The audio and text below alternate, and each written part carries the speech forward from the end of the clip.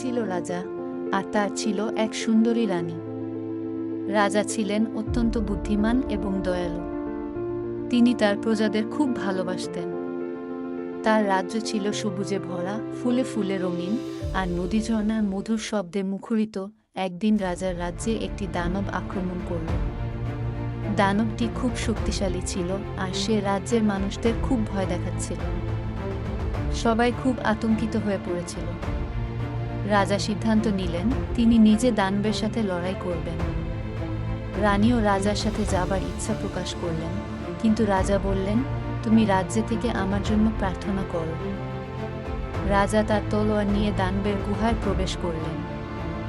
দানবটি রাজাকে দেখে হেসে বলল, তুমি আমাকে হারাতে পারবে না।